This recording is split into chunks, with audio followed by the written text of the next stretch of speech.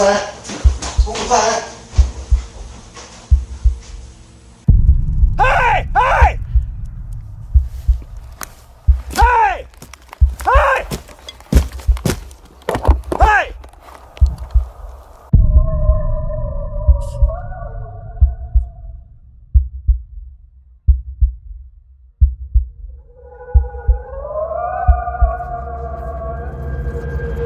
We begin this compilation with a clip filmed in 2015, uploaded on a YouTube channel called Leviathan. The channel features seemingly random videos, but they all share one thing in common: a subtle, creeping sense of the unknown that lingers beneath the surface. This particular footage was captured deep in the Madra forest, located in the Czech Republic, a place that, from what I could find, carries no well-known legends or mysterious stories in its history. Still, despite the lack of folklore, many people describe the area as having a strange, almost mystical atmosphere, the kind that makes you feel like you're being watched, even when you're completely alone. Let's take a look, and we'll come back to it afterward.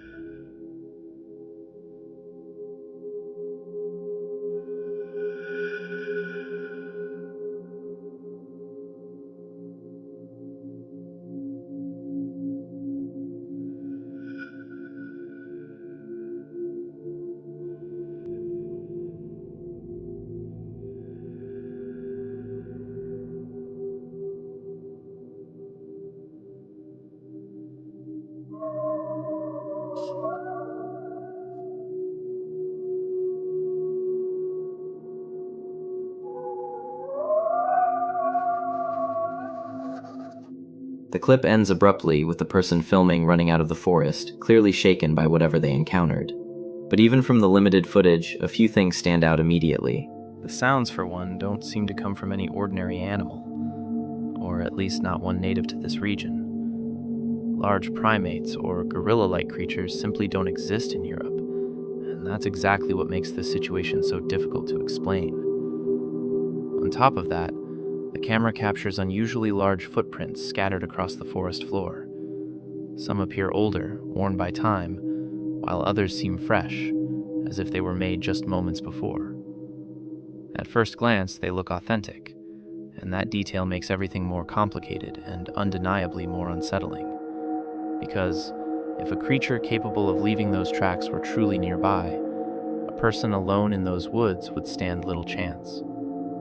As for the sound itself, I went through the comments section hoping to find a solid explanation, but nothing convincing turned up. So I'll leave it open to you. What do you think could produce sounds like that? Meso Sales is a channel that used to post all kinds of content without a clear theme. And it's been inactive for nearly 12 years, which makes one of its final uploads even more intriguing. The footage was recorded in East Texas, less than a mile from Lake Tawakoni, and up to that point, everything seems normal. But while inside a house near the edge of the forest, the man suddenly hears a sound he doesn't recognize. A sound strange enough to make him step outside and start recording, one that still sends chills down the spine. Let's watch. Well, we were sitting around hanging out and watching TV, and cats were laying right here at my feet. Next thing you know, they get up and take off running, tails puffed out, so heard something they didn't like. Been some strange sounds. Heard a few bangs on the house, so they heard something they didn't like, so went outside and check it out. What's going on? Anything out there?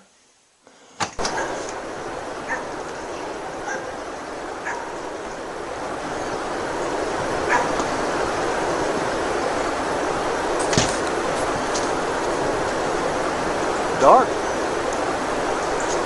Can't see a thing out here. Obviously, should by my flashlight. See the trail. See the trail going up there.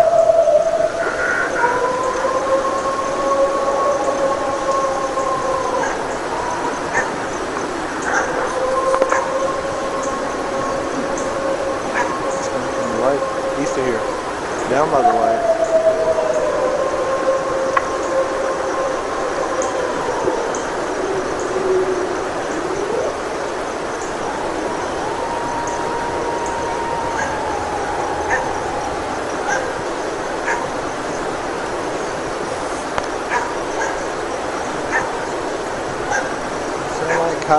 Coyotes, yep. Make yipping sounds. See? Down by the lake somewhere.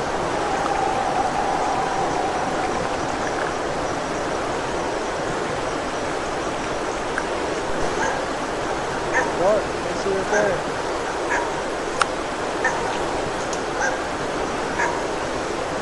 Dog barking.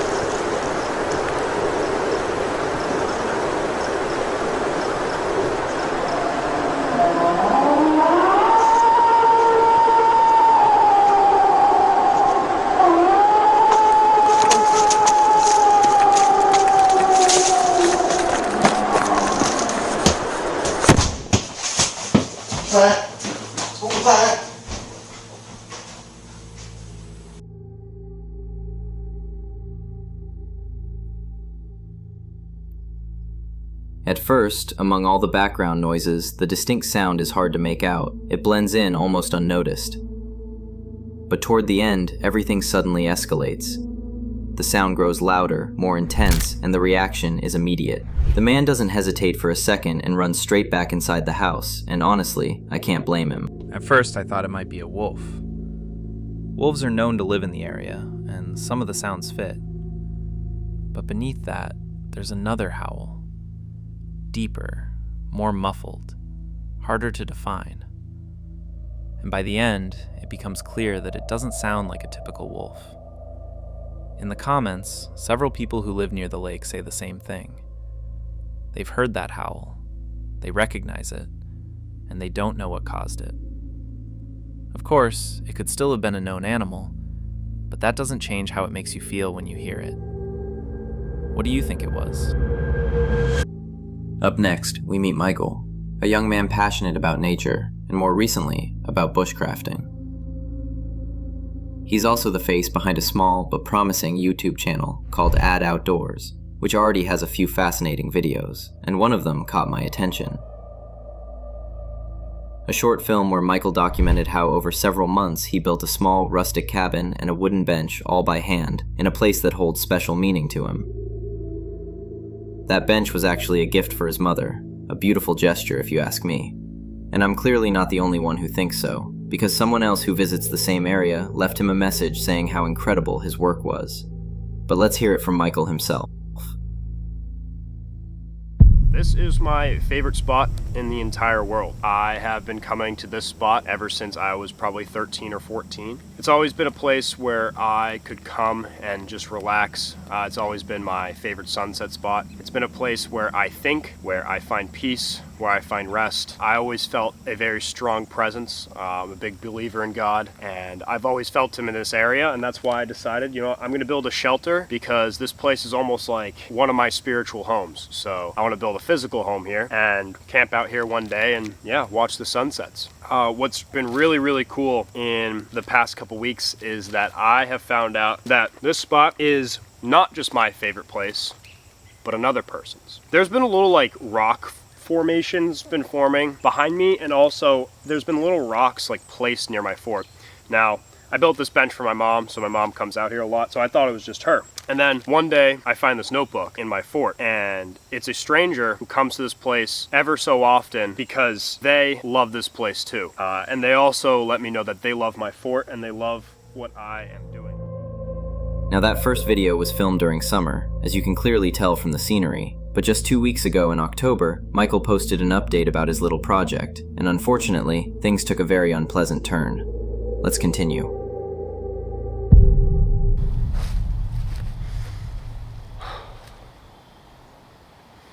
About 8 months ago, I started building my mini log cabin. What took 6 months of hard work and effort led me to one of my greatest builds I've ever made. It was my first time really doing an outdoor boys style cabin. But now it is gone. Standing no more than a month, this cabin has now been reduced to a pile of sticks by God knows who and God knows when. And when I discovered this, I was extremely angry. And I'm still extremely angry. But I was shouting profanities into the wind for probably 20 minutes. Stuff that I should never repeat on camera or probably ever repeat again.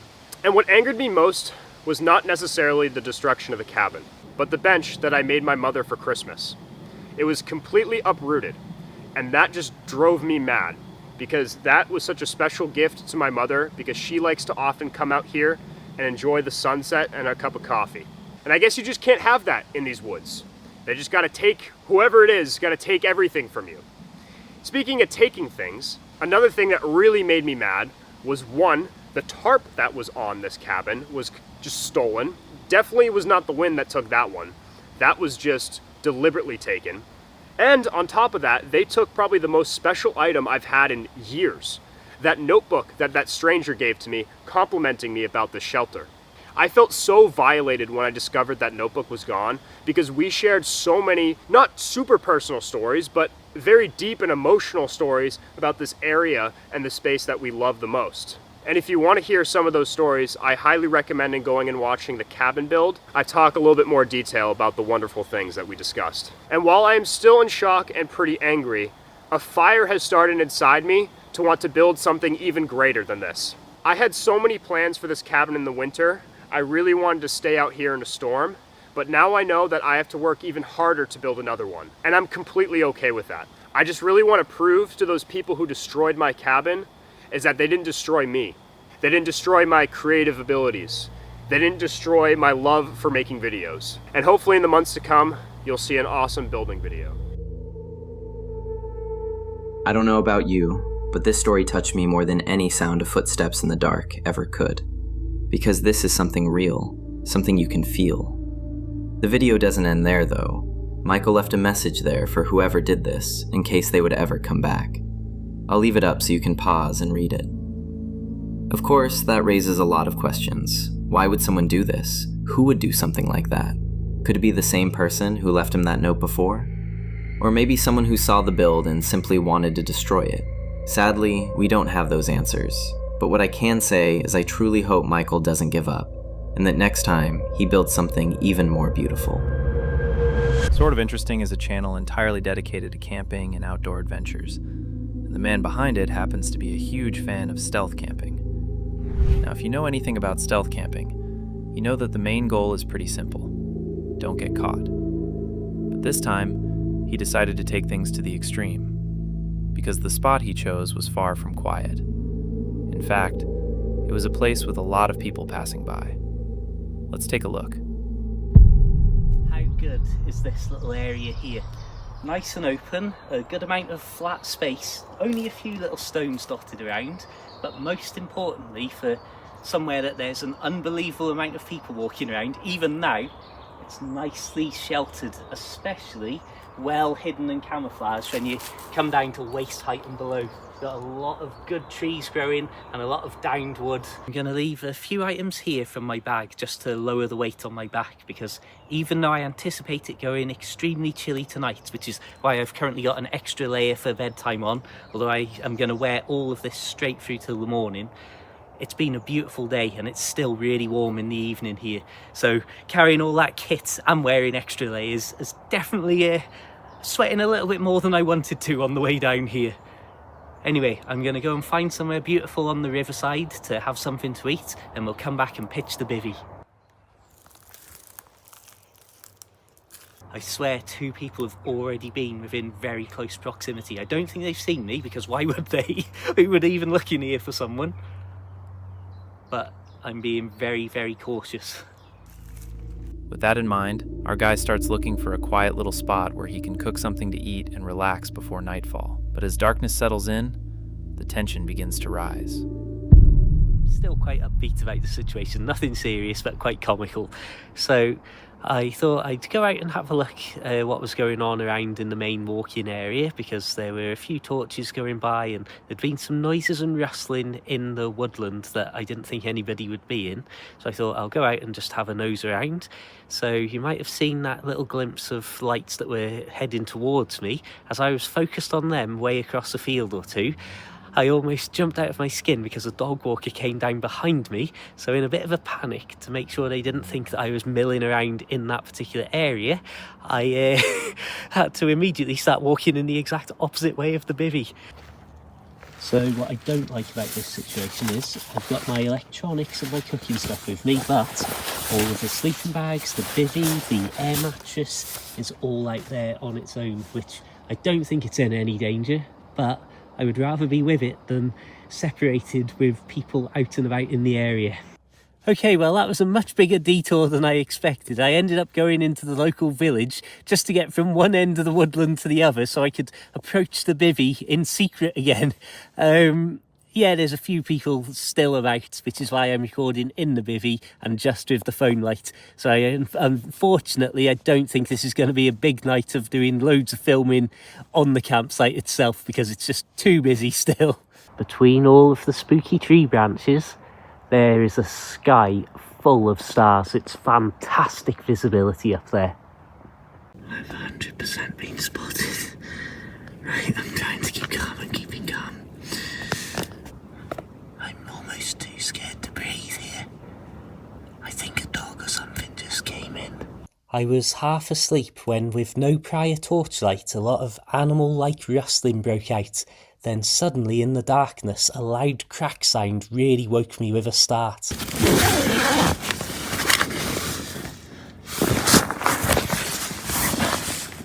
Oh, that's right, they're looking straight at me. I am trying not to panic.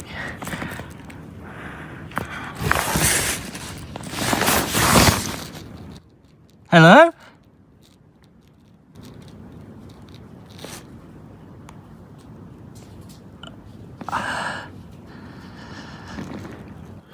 Right, I'm just going to use the phone light now, and I'm just going.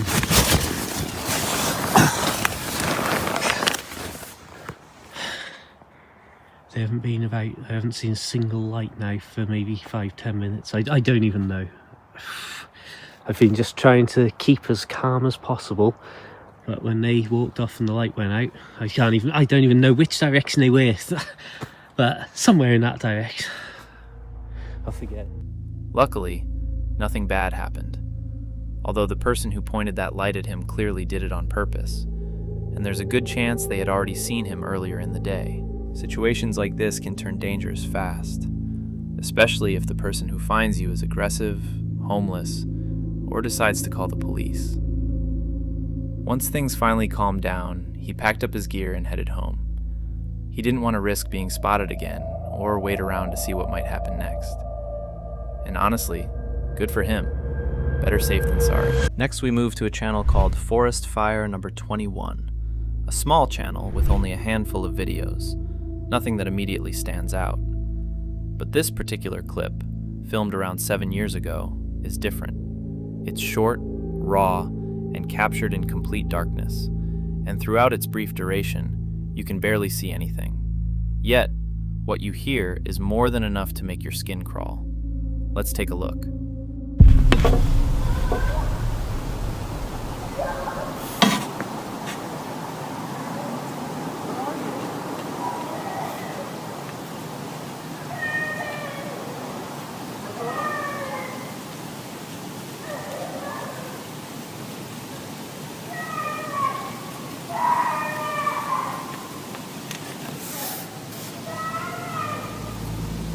As mentioned earlier, the sounds heard in the video resemble screams of fear coming from the forest behind the house.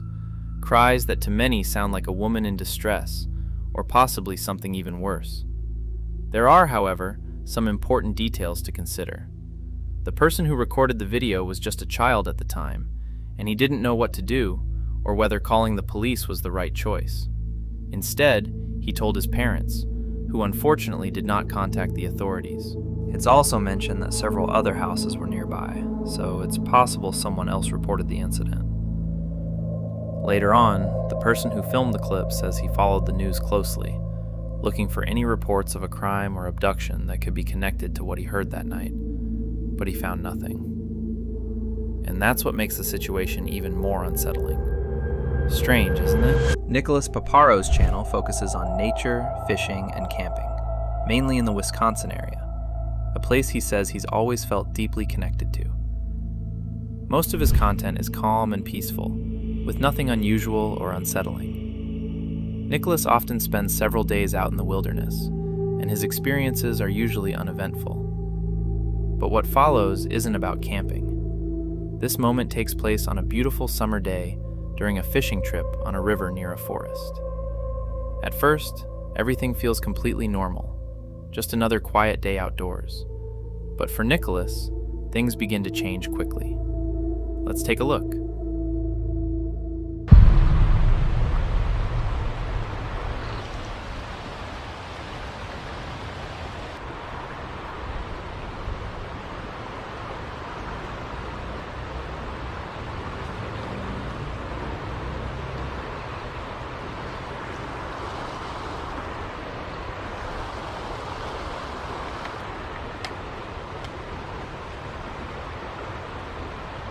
Lola, come here.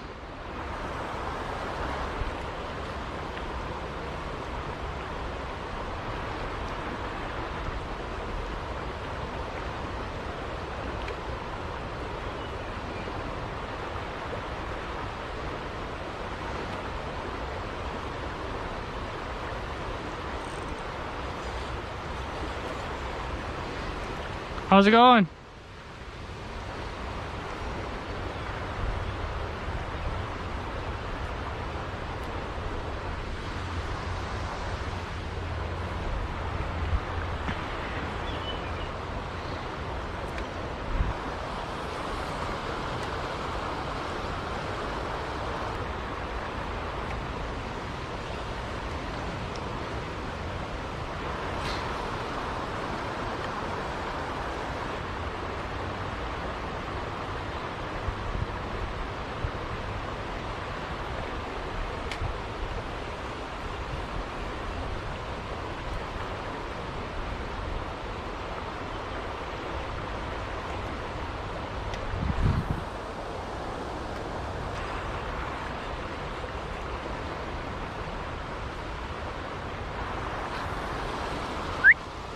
Come here.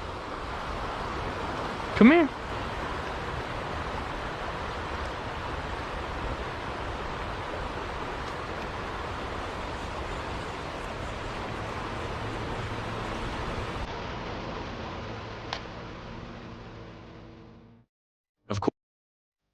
Of course, this moment might not mean anything at all. The two people could have simply been scouting for a good fishing spot, even without gear. But when you're alone, situations like this can quickly become uncomfortable, or even frightening. What makes this more unsettling are the comments under the video, where many people describe similar encounters that ended badly. robberies, assaults, even incidents involving families with children. So if Nicholas's instincts told him something wasn't right and that he should leave, listening to that instinct may have been the right call, because you never truly know someone's intentions, and a seemingly harmless situation can turn dangerous in seconds. Nicholas also mentions that it would have felt more normal if the two had simply said hello, a small gesture that could have eased the tension. What do you think? Was there a real danger here, or just an unfortunate coincidence? We now move to a channel called Limitless Outdoors, a hunting and outdoor channel that has built a large community of like-minded enthusiasts. And one important thing to note, no animals are harmed in the piece of footage you're about to see. In this clip, the hunters aren't focused on hunting itself. Instead, they pause to observe something rare, a sight not often seen in the wild. But as the moment unfolds, the situation slowly turns into something far more dangerous. Let's take a look at how it begins. We are in Grizzly Bear house right now. Oh, this ain't good. This here is I bet this is a young male down here. Yeah. Which are like the worst of the worst. That's what I was talking about.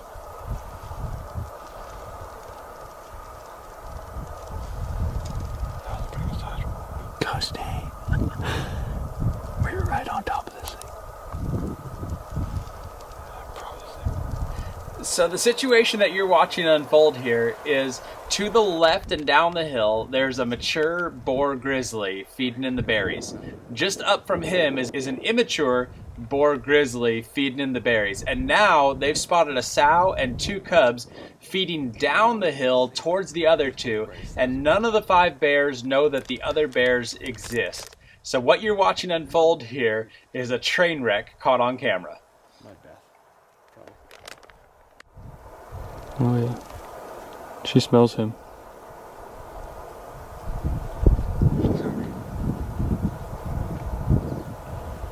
So we got the sow, cubs right here.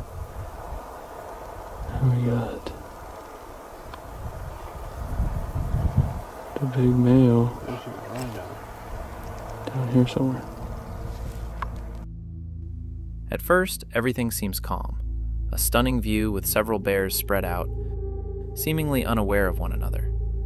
But the situation changes quickly, and one by one, the bears begin to sense the presence around them, both of each other and of the people watching. The tension rises almost instantly, and the fragile balance between calm and danger starts to break. Let's continue. They're probably this year's. I bet. That's why we could hear them in 2 different places over there. And they're all getting close. I wonder when one of them will also take off the other one, then they'll just come tearing up here right beside us. Grung, grung, grung, right up the ridge. There's another one. It's number 5. Shane has a really uncanny ability to predict exactly what's going to happen with animals just based on their behavior, and his predictions are about to come true. Oh yeah, look at the noggin on him. Yeah. Where's the other one? Right in front of him? Yeah, he's headed right. Oh yeah, there they go. There they go. Here they come. Oh yeah, here they go. Okay. Here they go. Oh, the big one's chasing them off. And here they come, right up the hill after us. Just what we wanted, right? Oh yeah, and there's the... Oh, they're coming right for us, dude. Is your camera ready? Oh no. Yeah. Here they come. Hey! Hey! Hey! Hey! Hey! Hey! All 3 of them, dude. Or all 5 of them. Hey! Get out of here! Oh, shit. Have your rifle? Shane's trying his best to get these bears to realize that they are there, but the bears know it and they don't even care, and they just keep coming right up the mountain at them. Hey! Get out of here! Here she comes, dude.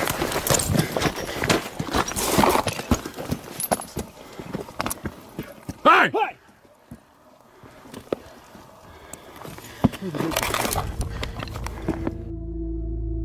They managed to scare off the mother bear with her cubs, one of the most dangerous situations you can encounter in the wild, especially considering the two larger male bears were also nearby, following her. Things could have escalated very quickly for both the people and the animals involved, even more so given that everyone present was armed. Thankfully, the mother bear changes direction suddenly and leaves with her cubs, and the group escapes without anyone being harmed, but their reaction says everything. The fear was immediate, instinctive. Their bodies reacted before their minds had time to process what had just happened. It's a clear reminder that no matter how experienced you are, fear hits everyone the same way. How do you think you would have reacted in their place? Justin Chase is a young YouTuber who posts all kinds of videos, but most often his content revolves around exploration and adventures in nature. In this next story, however, he takes a slightly different approach. Instead of going out blindly in search of something interesting to film, he decides to rely on technology. So he turns to ChatGPT for help to guide him toward a new place to explore, and hopefully to capture something worth sharing. What am I doing right now, dude? I asked ChatGPT to make our plans for us today. I asked, hey ChatGPT, I need you to give me coordinates to a location I can drive to. It should be about an hour away from here, Johnson City. Make it somewhere that would be good for a video, but I do not want you to tell me where it is. Make it a surprise. Thanks, bud. Love you. See you soon. Kissy emoji, heart emoji. I probably could have left that last part out. And sure enough, he very quickly got back to me because that's his job, people. He said, hey there, I've got a surprise destination for you just about an hour's drive from Johnson City. It's a unique spot that should make for an engaging video. I'll be the judge of that, thank you very much. Here's the coordinates. Plug these into your GPS and let the adventure begin. Can't wait to hear about your experience. Drive safe and have fun. Kissy face, heart emoji. We have kind of a thing going on, me and ChatGPT. Anyway, yeah, that's pretty much it. That's kind of the whole vibe for... So our guy Justin decided to trust ChatGPT, and at first, everything seemed fine. But the coordinates he received led him deep into the forest, far from any familiar trail. And from there, things started to get dangerous. Toward the end of the video, we get this particular piece of footage, and it's where everything changes. Okay. This is, unfortunately, this was supposed to be a lighthearted video. I don't know what I said last, but I got probably halfway there and heard some kind of growl. I don't know what it was. I don't think it was a bear, but it certainly sounded, I think it was probably a mountain lion or something. I think that I'm pretty much done with being like an idiot on this channel and being totally reckless for really no reason. I really don't know what else to say at the moment. I don't know how I'm going to resolve this video, but that's also not really what I should be worrying about at the moment. I'm just going to focus on getting out of here at the moment. But the story doesn't end there. Just before heading down the road that led him into the forest, Justin came across a man who was fishing nearby. He asked the man for directions, but instead of simple guidance, he got a warning about the area he was about to enter. Let's take a look. Am I here to get to the other side of this or no? ChatGPT, you know what ChatGPT, it sent me here and it sent me to some random location. And it's up there, but I don't think there's anything actually up there. Maybe a bear. Yeah, is it high bear activity in here? Yeah, there's definitely a lot of bears. They come in our backyard. There was one seen yesterday afternoon. On that side, there's a bear right there. This time last year, hanging out on that side. But that side doesn't get explored a whole often, so that's where they're at probably. So, right. But they're black bears. Yeah. The reason we can't camp here anymore is because of that. This little girl got, like, and her mom, like, got mauled. And, yeah, like, so they don't let people camp out here. After hearing what the man said, it's pretty clear that the sound Justin heard was most likely made by a bear. But what's even more concerning is that, even after learning this, he still decided to go into the forest to film his video. That decision could have truly put his life in danger, and honestly, no amount of views or footage is worth that risk. Why would you do something like that in the first place? For the final forest encounter of the night, we travel all the way to Australia and meet Mo, a singer-songwriter with a deep love for nature, travel, and camping. In this clip, Mo is camping alone in a remote area near the Great Dividing Range. The day begins peacefully. The drive to the location goes smoothly along a forest road leading deep into the wilderness. And once she arrives, Mo prepares herself a meal and enjoys the calm surroundings. Everything feels exactly as it should, but as time passes, the atmosphere begins to shift, and the quiet of the forest starts to feel very different. Let's watch Mo's footage.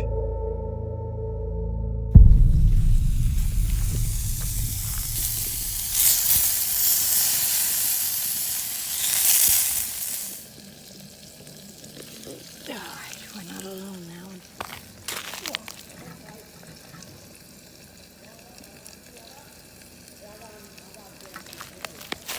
It's 3 men.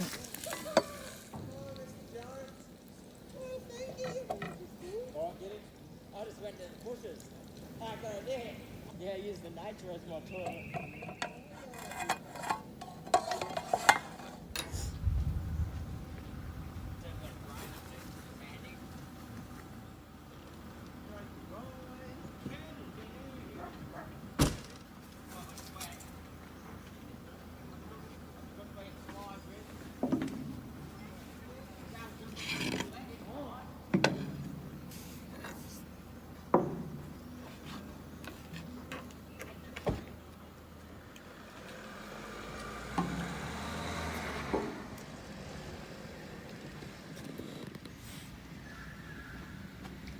I'm leaving. After my lunch, which is delicious. Did Mo overreact by leaving the campsite after a group of 4 men walked through? That's hard to say. Some would argue she did, especially considering she was alone in a remote area. And realistically, a woman has very little chance if something goes wrong against 4 men. It might seem like a small detail, but one of them was noticeably much larger than the others. And details like that matter when you're alone in the wilderness. Mo chose to trust her instincts, and instincts are often the body's first way of recognizing danger, long before the mind can explain it logically. So I'm curious to hear your thoughts. Do you think Mo made the right decision? Would you have done the same? Bob and Marcy, an absolutely lovely elderly couple and the duo behind Mr. Bubba's Adventures, are true lovers of the outdoors. They never miss a chance to jump into their van and explore America, chasing breathtaking landscapes and unforgettable trails. In this story, we join them as they head toward Mount Hood, Oregon, but I'll let them tell you more about this adventure themselves.